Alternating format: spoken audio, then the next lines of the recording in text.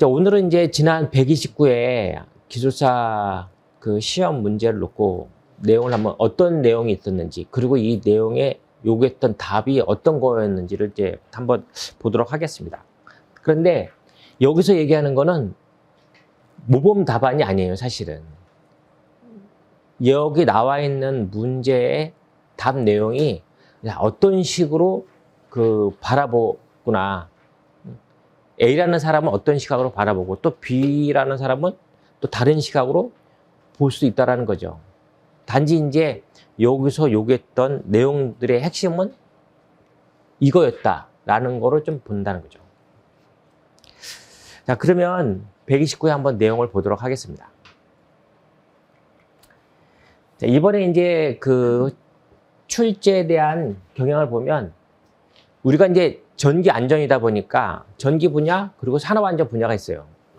그래서 안전 분야가 한 8문제, 총 31문제 중에 8문제가 순수하게 산업 안전 쪽, 그리고 23문제가 전기 분야 쪽.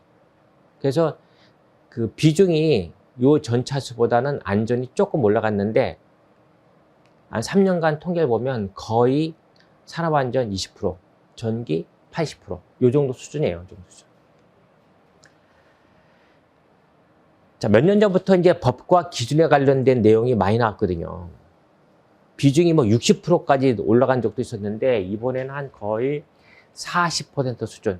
그러니까 31문제 중에 13문제가 어떤 법과 기준을 놓고 얘기가 나왔었습니다. 그 중에서도 이제 한국전기설비규정, KC에 대한 내용이 좀 많이 나왔어요. 그리고 저희가 이제 전망할 때 전기안전기술사는 감리에 대한 영역이 있다 보니까 전력설물 공사감리 업무 수행 지침에 대한 문제가 지속적으로 나왔어요. 근데 이번도 여기 몇 개 문제가 출제가 됐습니다. 그리고 뭐 용어의 정의지만 중대재해처벌법 요거에 대한 용어 정의에 대한 게 나왔었고, 그리고 산업안전 쪽에 가장 비중이 높았던 산업안전 보건 기준에 관한 규칙. 근데 이 법령이 내용이 많지가 않아요. 그리고 나오는 범위가 항상 정해져 있기 때문에 요런 유사에 대한 법령이 나왔었습니다. 물론 이거 말고 전기사업법이나 이런 문제가 한두 개 나왔긴 나왔는데 주로 해당되는 게 KC, 전력설물 공사감리 업무 수행 지침, 그리고 산업안전 보건 기준에 규칙. 요 내용들은 수업 관계없이 수시로 보셔야 돼요, 수시로. 그래서 최근 3년간 1년에 시험이 2번 있기 때문에 지난 122회부터 129회까지 한번 쫙 비중을 보면요. 요번에는 전기가 74%, 산업안전이 약 26%인데 3년간 통계를 보면 전기가 거의 80%, 산업안전이 거의 20%. 그래서 8대2 정도의 비중을 갖고 있습니다.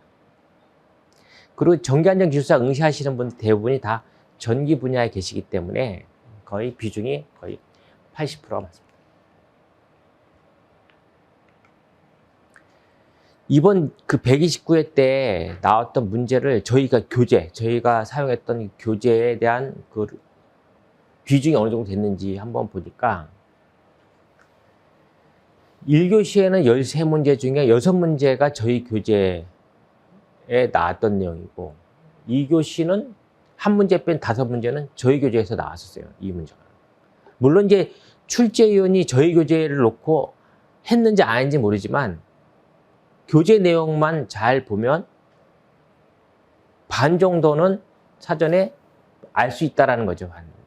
근데 문제는 뭐냐면 객관식 시험은 딱 보면 어렴풋이 찍어낼 수가 있는데 이 논술 시험은 문제를 알았다 하더라도 직접 쓰지 않는 이상엔 효과가 없어요. 그래서 얼만큼 정리를 하느냐. 그래서 3, 4교시 다 해서 총 31문제 중에 16문제는 저희 교재에서 뭐 같거나 좀 유사한 이렇게 이제 비중으로 출제가 됐었습니다. 그럼 이제 1교시부터 한번 내용을, 이 시험은 이제 다 보신 거죠? 보셨죠? 휴식 보셨죠? 한번 보세요. 한번 그러니까 편한 상태로 한번 보세요. 1교시부터 쫙 한번 다시. 자, 1교시의 산업재해 발생 시 단계별 조치 내용 설명하시오. 저희 교재 이제 1권에 유사하게 좀 내용이 나와 있습니다. 근데 여기서 정의한 내용은 최근에 중대재해처벌법에 관련되다 보니까 재해가 발생됐을 때는 어떻게 단계별로 조치한다. 이런 거 조금 이제 단계적으로 많이 풀려 있는데 이 내용하고 저희 뒤에 있는 교재 내용하고 좀 같이 보도록 하겠습니다.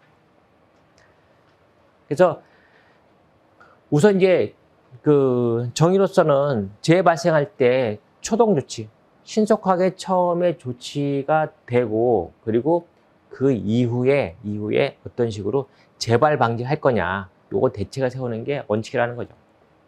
그래서 산업재해 발생할 때 첫 번째 상황 전파를 해야겠죠. 사고가 발생되면 신속하게 이거를 발생했다라고 빨리 알려야 되고, 그리고 중요한 건 현재 진행했던 작업을 중단하라는 거죠. 일단. 그 다음에 비상조치를 해야 되고, 비상조치. 뭐 응급조치를 하든 아니면 장비를 신속하게 돌리지 못하게끔 뭐 차단장치를 하든. 그리고 이제 신속하게 대피하라는 거예요. 현장에서 신속하게 대피하라. 소방은 이런 얘기를 해요. 화재 나면 불끝 생각하지 말고 빨리 도망가라. 왜? 사람이 다치면 안 되니까. 그래서 신속한 대피. 그리고 신고하고 현장을 잘 보존해 주라는 거죠. 왜냐? 현장을 잘 보존해야 조사를 해야 재발을 방지할 수 있는 대책이 나옵니다. 그래서 원인 조사, 예방 대책 수립하고, 그리고 그 대책이 나오면 후속 조치라고. 그리고 이제 마지막 이제 이거를 종결한다는 거죠. 자, 저희 교재는 어떻게 나왔냐면 재해 조사의 목적. 그러니까 재해가 발생되면 일단 재해 조사를 왜 하는지 목적에 대한 얘기가 나왔고, 그 다음에 재해 조사의 방법으로서는 현장 보존하고 사실 수집. 왜냐? 원인을 알아야 되니까. 그리고 또 목격자나 또 피해자에 대한 진술도 들어야 되고, 그리고 필요하면 전문가의 자문 들어야 된다. 이제 그 다음 단계 넘어가서 이제 그 대책을 수립하고 그에 대해서 이제 개선 사항을 하는 것이 바로 재해 조사, 즉 재해가 발생됐을 때 단계별로 볼 수 있는 내용입니다. 자, 두 번째, 전력 품질에서 고주파와 전자파를 비교 설명하시오. 이제 저희 교재 2권에 나와 있던 겁니다. 지금 사업장마다 고품질의 전력에 대한 수준을 요구한다라는 거죠. 워낙 기기들이 정밀하고 민감하다 보니까.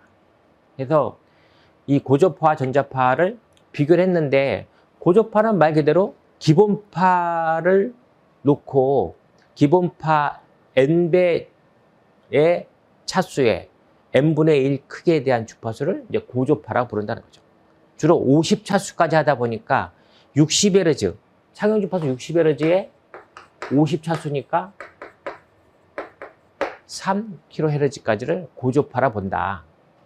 그리고 이제 전자파는 말 그대로 주파수가 낮냐 높냐 전체적으로 다 포괄해서 저주파, 고주파, 심지어 뭐 노이즈 이렇게 이제 표현하고 있습니다.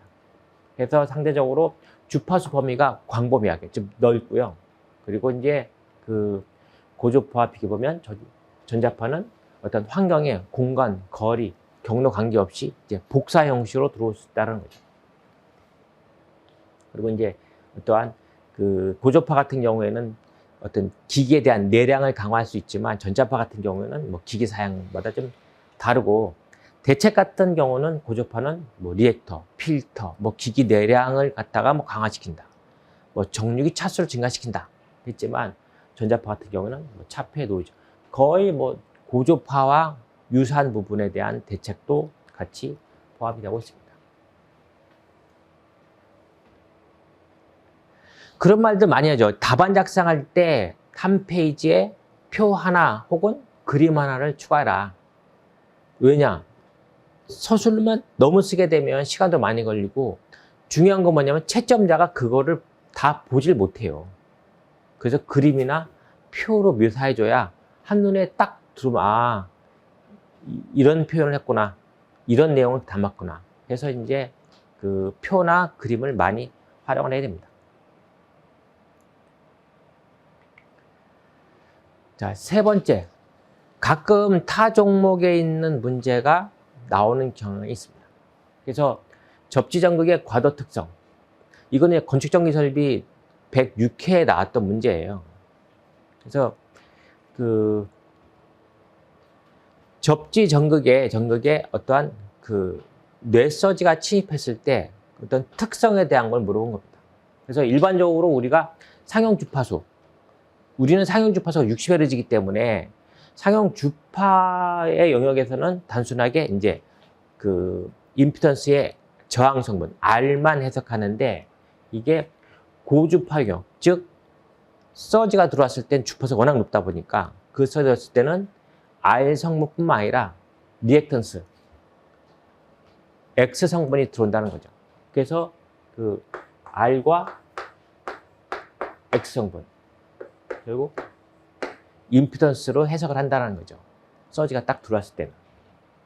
그래서 이 접지 임피던스는 그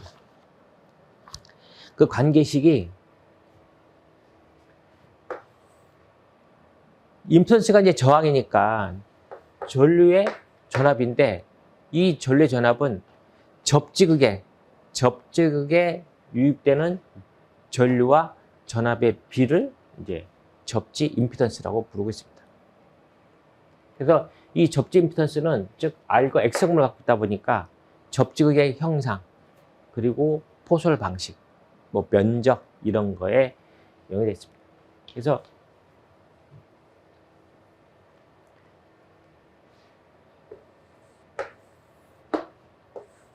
서지 보면 이렇게 확 올라가 툭 내려가잖아요. 이게 침입했을 때 어떻게 그 효과적으로 접지극으로 방해할 수 있냐, 이거를 물어본 거예요. 그래서 그 서지 침입할 때 대전이가 급격하게 올라갔다면 천천히 줄여잖아요. 사실 이 천천히 줄인다는 것도 사실은 시간상으로 되게 짧아요. 그래서 특히 정전 용량 C가 클 경우에는 대전류가 흐른다.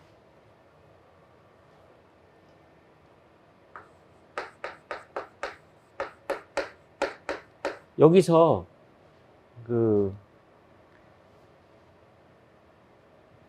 요 부분이 사실은 이걸 구분한다는 거죠.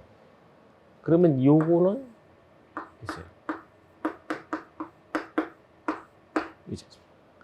그러니까 이게 크면 이 값이 낮아질 거 아니에요. 이 값이 낮아지면 결국 얘가 낮아지면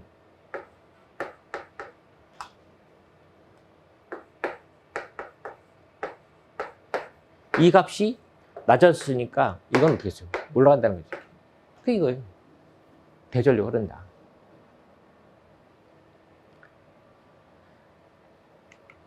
따라서 접지극의 과도 특성, 과도 형상에 대한 대책은 신속하게 그 서지 전류를 대지에 방류되니까, 그러니까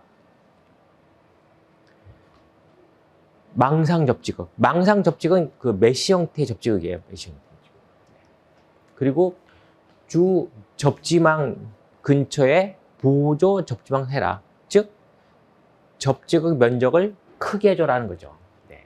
그리고 망상 같은 경우에는 간격이 좁을수록, 즉 접지극 도체에 대한 크기와 굵기를 다 크게 해주라는 거죠. 그래서 일반적으로 대지 저항률에 따라서 보조 접지망에 대한 반경이, 당연히 대지 저항률이 작게 되면 작게 해도 되지만 저항률이 클 경우에는 보조 접지망을 더 넓게 줘라. 그래서 이제 이번에 나온 문제는 이걸 얘기하는 건데, 사실은 전기안전만 준비하셨던 분들은 답안 작성하긴 쉽진 않았어요. 사실은 요걸 선택하신 분은 그렇게 많지 않았을 것 같다는 거죠.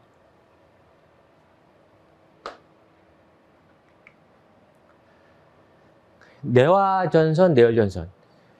자, 교재 2번에 나왔던 내용인데, 즉 소방에 관련된 내용이죠. 사실 소방에. 내화전선은 뭐 전원용 사용하고, 내열전선은 제어용으로 사용하는 거죠. 그래서 일반적으로 내화전선은 F88, 혹은 TFR8 이렇게 이제 부르는 거죠. 주로 이제 비상전원, 소방용 동력의 내화 전선을 사용하고, 그리고 내열 전선은 F83, TFR3라고 불러서 이제 주로 이제 제어용으로 많이 사용하고 있습니다. 그래서 이 단면 그릴 때 제가 기억하기 용이하게 하자기 위해서 내열 전선, 내화 전선이니까 도체가 있고 외부에 외피가 있으면 이 사이에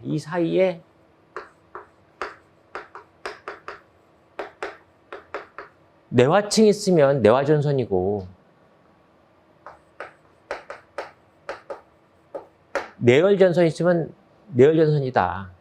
그래서 보시면 여기에 그 내화 전선은 내화층이 들어가 있으면, 그 내열 전선은 여기에 내열 보강층이 들어가 있다는 거죠.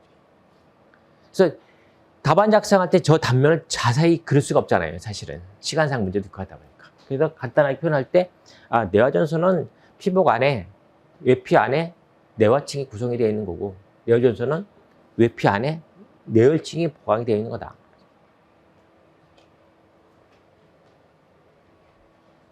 그래서 내화 전선과 내열 전선에 대한 특성을 비교를 했던 겁니다. 그래서 답안 구성할 때 그렇게 했거든요.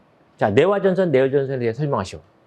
두 가지 설명해라. 그러면 내화 전선이 뭐고 내열 전선이 뭐다. 그리고 이 두 개의 전선을 특징이 어떻게 된다라고 이제 비교표를 하나 만드는 거죠. 그래서 답안 구성은 그 정도만 하면 충분할 것으로 보입니다.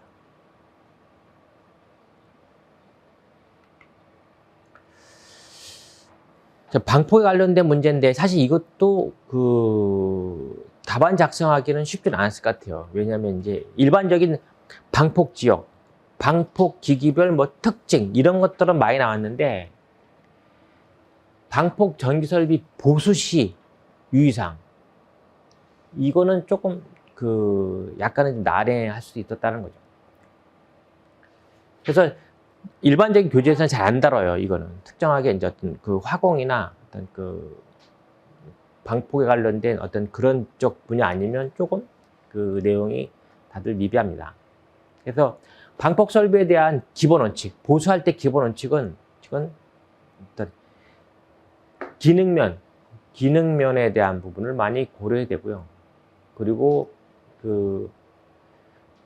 여러 개에 대한 설비를 보수할 때 전체적인 보수 관리와 충분히 연계를 해야 된다. 그리고 방폭기기에 대한 종류, 구조에 대한 종류, 배선 방법, 또 주변 환경에 따라서 점검 항목, 그리고 보수 기준, 어떤 실시에 대한 시기에 대한 부분도 결정을 해야 되고, 그리고 필요한 지식과 기능을 가진 어떤 전문가, 숙련자에 의해서 실시를 해야 된다는 거죠. 이게 이제 방폭 전기 설비에 대한 보수의 기본 원칙입니다.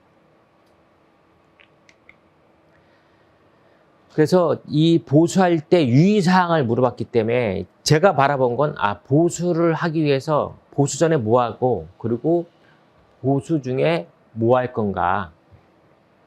그래서 보수 전에는 이제 어떤 내용도 파악해야겠죠.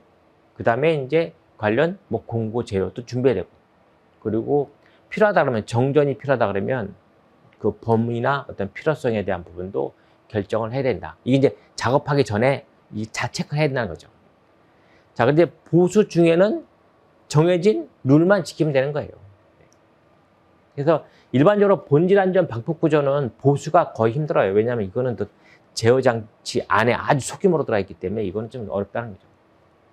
그래서 보수를 행할 때는 어떤 방폭 기기 보수할 때는 전용 방폭용 공구를 사용한다는 거죠. 왜냐? 어떠한 공구에서 충격 불꽃이 발생되면 안 되기 때문에 그런 주의되고, 그리고 중요한 건 방폭 성능에 대한 기능이 상실되면 안 된다. 그리고 이제 작업이 끝난 다음에 방폭 성능을 복원시켜야 되고, 그리고 정해진 해당 사항에 적합한지를 마지막으로 확인했는 거죠. 다시 정상화됐는지. 그래서 이 보수에 대한 어떤 필요성과 그리고 보수 시 유의사항은 전, 중, 풀어본 거예요. 우리가 이제 정전 작업, 화선 작업할 때 작업 전에 뭐 하고, 작업 중에 뭐 하고, 작업 후에 뭐 할 건가. 그래서 이제 3단계로 왔다는 거죠.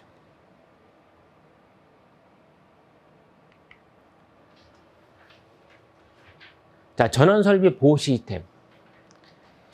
자, 교재에 이제 이번에 나왔던 건데요. 이렇게 이제 중재봉이 정해지면 뭐 앞에 뭐 서론, 결론 이런 거 구태여 쓰지 않으셔도 돼요. 뭐 쓰셔도 관계없는데 이렇게 대제목이 딱 정해지면 그냥 그걸 대제목화 해서 작성을 하셔도 큰 문제는 없습니다.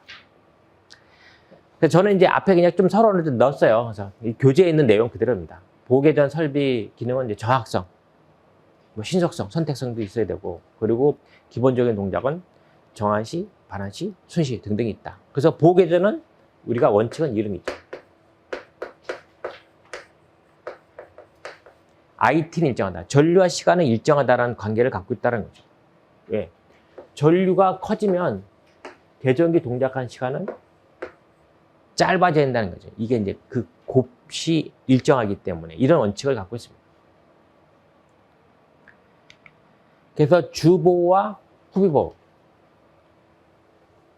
자, 주보호는 사고가 발생이 되면 가장 근접해 있는 차단기가 동작을 해야 되기 때문에 그 사고 발생 시 가장 가까운 전부터 동작을 해야 된다. 그래서 사고 범위를 축소해야 된다. 이게 바로 주보호라는 거죠. 주보호. 그런데 주보호가 그 기능을 하지 못하고 그 다음에 넘어가서 그 동작해야 되는 그런 장치가 바로 후비보호. 그러니까 후비. 뒤를 준비하고 있다. 그래서 가장 중요한 건 사고 났을 때 주보호. 가장 근접한 차단기가 동작하고, 그게 안 되면 그 상위에 있는 차단기가 동작하는 게 후비보호입니다. 그래서 혹시 여기서 이제 내부 사고 났어요. 사고 났어. 그러면 주보호는 변압기 안에 사고다 보니까 비율 차동 계전기가 먼저 동작을 해야 된다는 거죠. 87번이. 근데 얘가 동작을 못했어. 그러면 전원축의 상위 부분, 여기로 가야 된다는 거예요. 이쪽으로 넘어가야 된다는 거죠. 그래서 요게 주보호, 후비보호.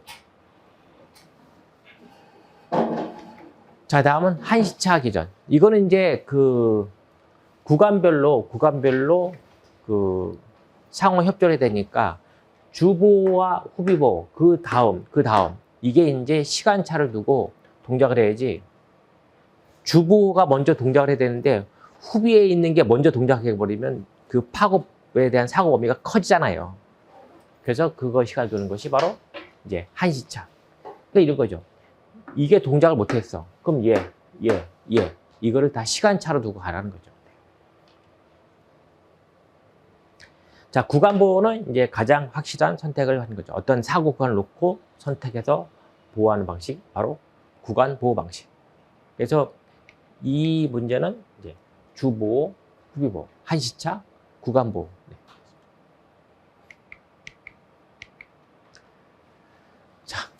자, 요게 이제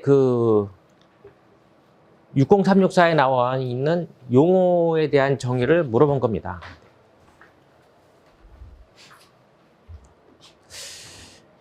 글쎄, 이 용어 정의를 보셨던 분 아니면 긴가민가해서 이제 쓰기가 좀 쉽지 않았을 것 같아요.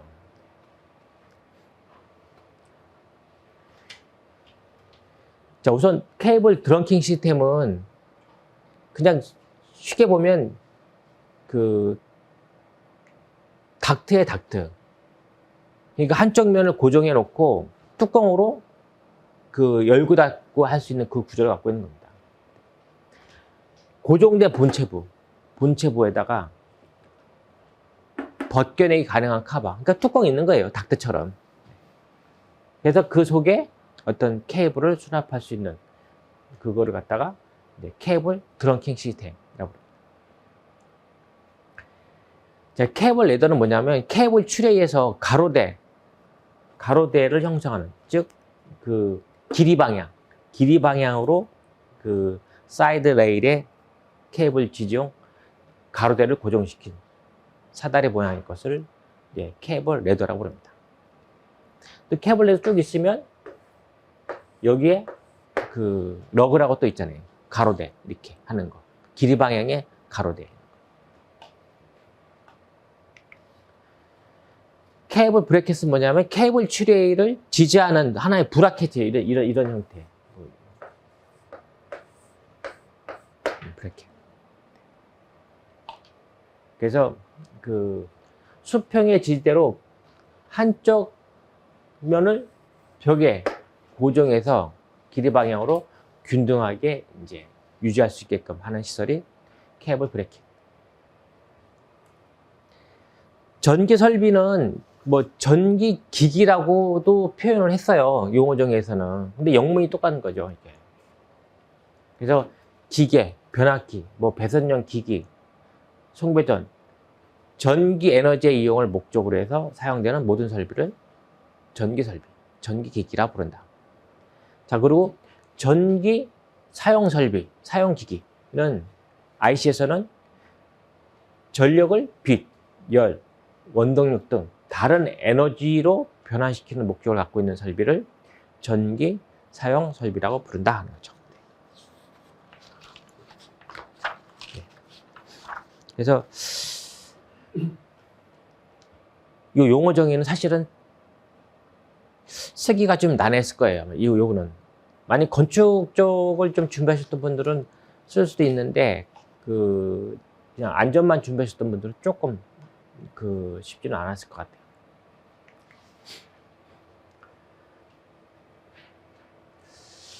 전위강화법 접지저항 측정 원리하고 여기까지는 좋았어요. 여기까지는. 그 EPC 3단자 접지저항 측정하는 논리를 물어본 건데 여기 이제 공통통합 가로열고 메시 접지의 접지저항 측정 발명을 설명하죠. 사실 교재에서는 여기까지만 다뤘었는데 이 부분은 사실은 그 작년도에 안전공사에서 전기설비 점검 그 지침이 나올 때 그 속에 들어가 있어요. 메시 접지극에 대한 접지저항 측정 방법이 사실은. 네.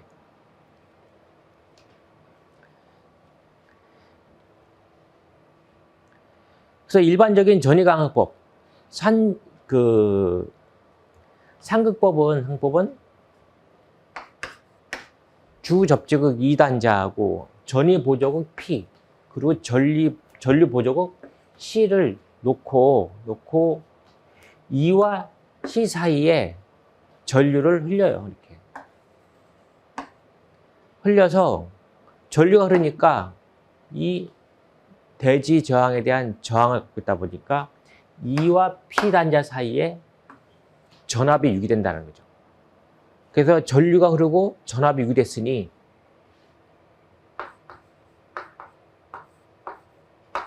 이런 논리로 접지 저항을 측정하는 거예요. 이렇게.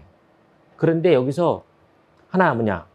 요 P단자를 어느 지점에 꽂을 것이냐. 그래서 이 P단자를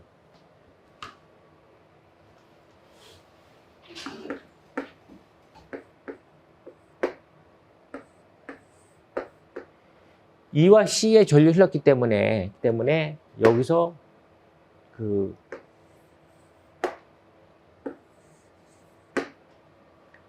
전류가 흘러 들어온 지점에 전위가 가장 클 거고 또 흘러 나가는 지점에서 전위가 가장 클 거다. 그래서 유입과 유출열 요 사이에 교차되는 지점이 없는 위치에 그 전위 보조극 P를 꼽아야 되니 요 P 위치를 E와 C의 61.8% 지점에 갖다 꼽으라는 거죠. 근데 사실은 뭐 실제에서는 그렇게 하나요? 뭐 케이블 가는 대로 그냥 꽂고 측정을 하지. 그래서 이게 그 전위강화법의 측정 원리인데 메시 접지극에 대한 측정 방법은 달라요. 그러니까 메시 접지극에 따라서 측정 방법이 다르다는 거죠, 사실은. 근데 실제 이제 현장에서는 그렇게 잘 안 하지만. 그래서 메시 전극을 놓고 보조극을 직선으로 설치할 때 즉 메시 전극이 2니까 T와 C를 일직선으로 놓고 측정했을 때는 이런 접지극 규모의 6.5배를 이격하거나 아니면 접지극과 그 전류 보조 약 80m를 띄우라는 거예요. 80m.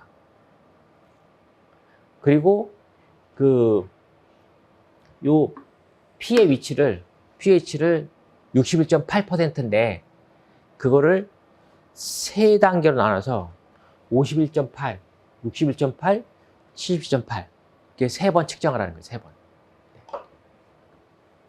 측정을 해서 그거에 대한 측정 범위에 대한 오차가 상하 5% 이내에 들어와야 그때에 대한 접지 저항 값으로 판정을 한다. 그래서 그 접지 저항 값이 51.8, 61.8, 70.8 이걸 세 개 다 더해서 3으로 그 나눈 값하고 이렇게 그 가장 큰 72.8% 위치하고 그 평균 값하고에 대한 차가 5% 이내에 들어와야지 5%를 벗어나게 되면 다시 측정을 하는 거예요. 다시. 이게 이제 접지극이 작을 때.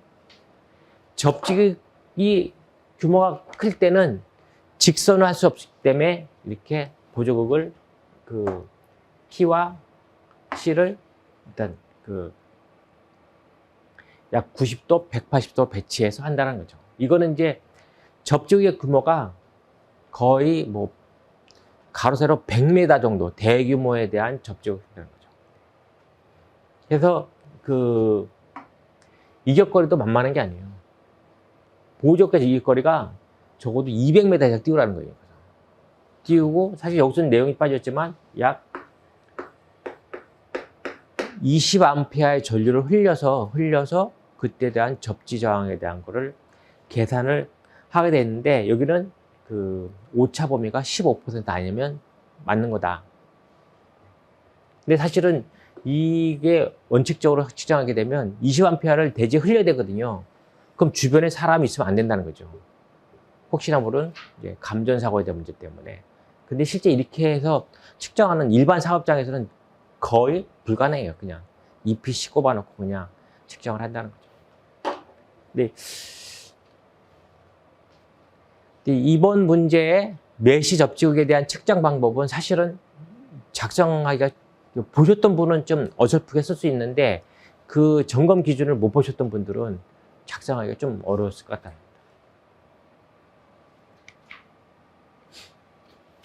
자, 9번째 문제가 이제 KC에 관련된 내용인데요. 누전 차단기 시설 기준을 물었습니다. 자, KC 211.2.4와 있는 내용인데 누전 차단기에 대한 시설 기준을 근데 우리가 법령을 잘 보면요. 어떤 기준을 딱 해놓고 대표적인 거 하나만 해놓은 다음에 나머지는 다음 사항인 건 예외로 한다. 즉 뭐냐, 그 예외가 아닌 건 무조건 하라는 거거든요. 그래서 제가 이 시설 기준도 그렇게 돼 있어요. 시설 대상 해놓고 50V를 초과하는 어떤 저압 기계 기구, 사람이 쉽게 접촉할 수 있는 데서는 누전 차단기를 설치한다. 그리고 그 다음 문구가 뭐냐면 다음 사항은 예외로 둔다 이렇게 돼 있어요. 그래서 이거를 이제 제가 다시 어떻게 정리했냐면 그 내용을 보고 자, 시설 대상, 설치 대상 50V 초과하는 저압기기 그리고 주택의 인입구 그리고 그 특고 혹은 고압하고 저압전로하고 결합되어 있는 변압기에서 400V를 초과하는 저압전로 이게 이제 시설 대상이라는 거죠. 그리고 설치 제외 대상 제외 대상은 뭐 발변전소 뭐 건조한 곳에 설치하는 경우 대전압 150V 이하의 물기가 있는 곳 이외에 물기가 없는 곳이겠죠. 그리고 이중 절연 구조, 절연 변압기 갖는 거는 예외 대상이라는 예외 대상. 자, 또 하나. 자동 복구 기능을 가진 누전 차단 시설 장소. 무인, 통신, 중개소, 직구. 일반인이 출입 금지되는 제한된 곳. 그리고 무인으로 운전하는 통신 중개기. 다니기에 전용해로. 단지 일반인이 잠깐 머물렀다 가는 곳이잖아요. 버스 주차장, 정류장 이런 데서는 시설할 수 없다라는 거죠. 네, 자동 복귀하면 안 된다. 자, 기타는 이제 어떠한 그 비상용 승강기, 유도등, 신호장치 등에서는 이제 누전 차단기를 설치해서 차단하게 되면 그 이후에 문제가 발생되니 경보 장치를 해줘라. 네. 자, 근데 법령이 어떻게 나오냐면 시설 대상 해놓고 이렇게 한 줄 그어놓고 다음은 예외. 누전 타기 설치하지 말라는 거예요. 그리고 그 밑에 또 나와요. 시설 대상. 그리고 이제 뭐 자동 복귀용을 설치할 수 있는 것. 그래서 요 내용을 분리한 거예요. 이거는. 그러니까 원래 그 내용 그대로 본다 그러면 요거 한 줄 나오고 그 다음에 이게 나와요.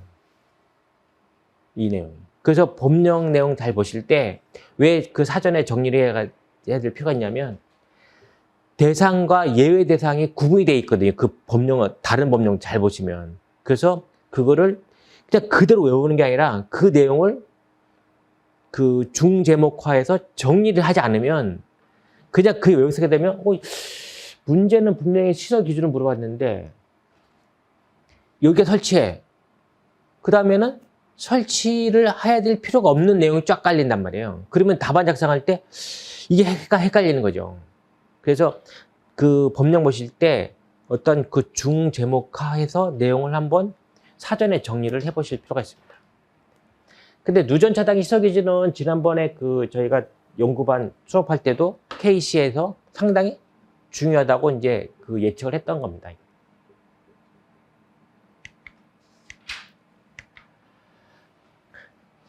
자, 다음은 이제 그 전기 사업자가 전기 품질 기준과 그 전압 및 주파수 측정 이거 물어봤는데 요거 아마 다 암기하고 계셨을 거예요. 아마 기본적인 거 요거는. 왜냐하면 이게 전기사업법 시행규칙 18조에 나오는 내용이거든요. 그 별표 3에 보면 품질을 보증하는, 즉 그 전기사업자가 일반 수용가의 품질을 보증하는 값이 있어요. 그 저압밖에 없어요. 그거는. 왜? 저압을 받는 수용가는 전압을 조정할 수 있는 방법이 없거든요.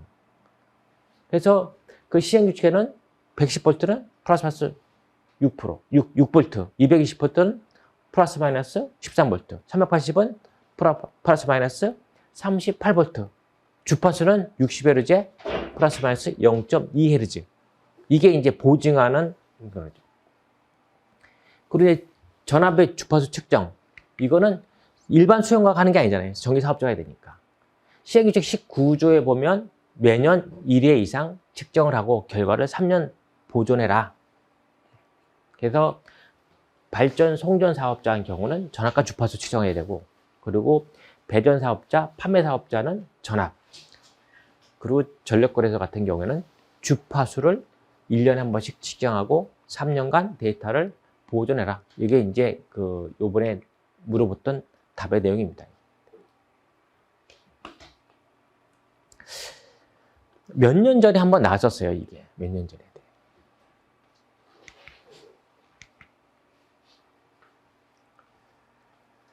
전기 화재 예방을 위해서 합성수지관 공사의 적용 범위를 설명하시오. 사실 이거에 대한 문제 핵심은 지난번에 이제 한국 전기설비규정 개정이 될 때 그 CD관, 난연 CD관이라도 이중천정에서는 합성수지관 공사가 불가하다는 내용이 알고 계시죠? 그래서 그 이중천정 구조라는 게 이거잖아요. 건축물을 딱 봤을 때 층간을 구분하는 슬라브는 천장이에요. 천장.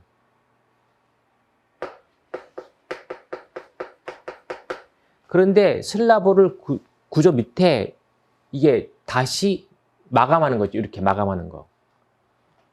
이렇게 해서 마감한 거. 요거는 천정이에요. 그리고 우리가 가끔 쓰는 반자. 그게 천정이거든요. 그런데 이렇게 요즘은 이제 마감 안 하고 그냥 사용하는 건축은 많거든요. 그래서 이 슬라브에 이런 마감이 없는 구조, 이렇게. 이거는 이게 천장이 될 수도 있고 천정이 될 수도 있는 거예요. 그래서 지난번에 그 케이시 바뀔 때 이중 천정 구조, 즉 이 부분, 여기와 그 위에 있는 슬라브, 그 사이, 그 공간에서는 합성수지관 공사를 할 수가 없다. 왜? 화재 발생 시에 대응이 안 되기 때문에. 그래서 이 적용법을 보는 건데, 요걸 좀 그 KC에서는 이렇게 표로 나와 있거든요. 이게 각 공사별 공사 방법이. 근데 그거를 이제 말로 풀어놓은 거예요. 그래서 합성수지관 공사 범위, 옥내, 옥외 다 할 수 있다는 거죠.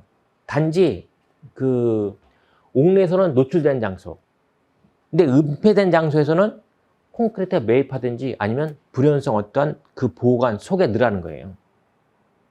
그게 바뀐 거잖아요, 저번에.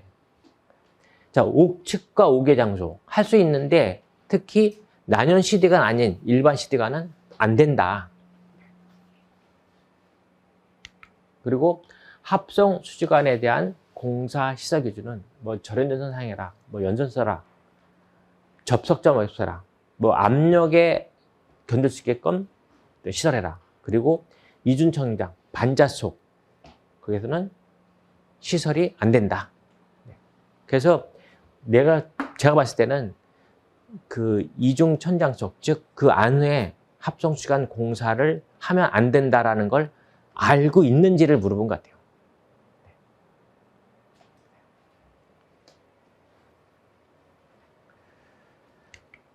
자, 다음.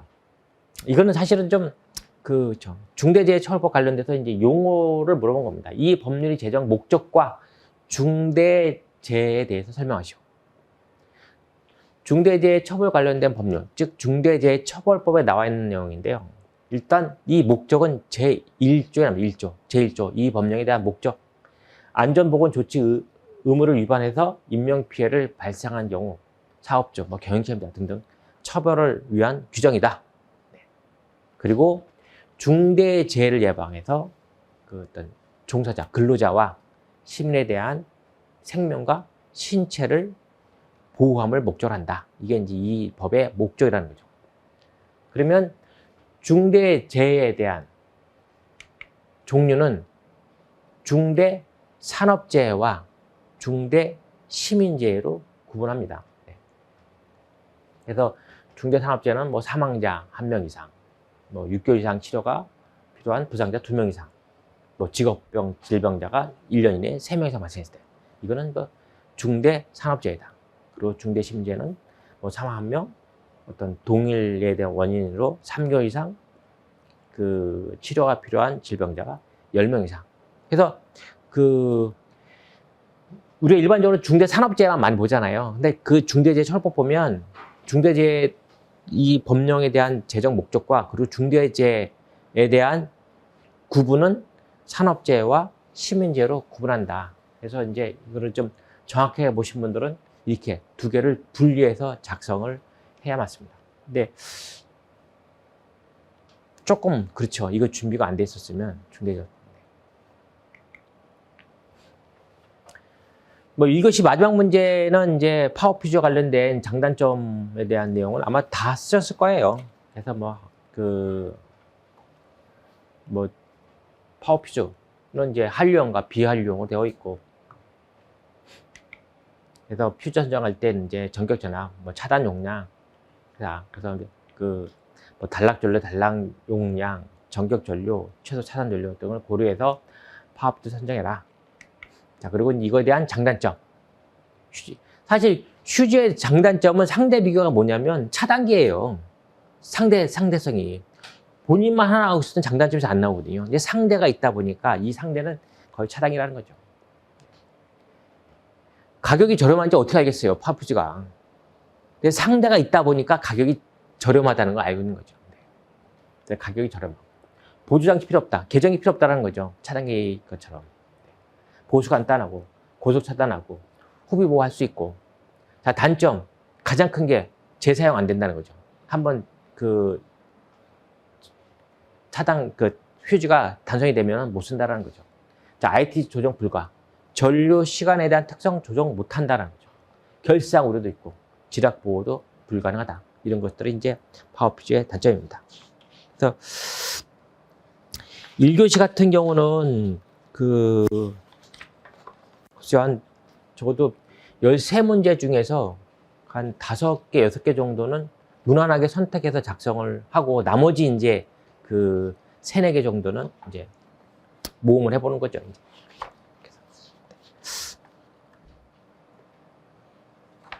혹시 1교시 관련돼서 뭐 질문 있어요? 1교시.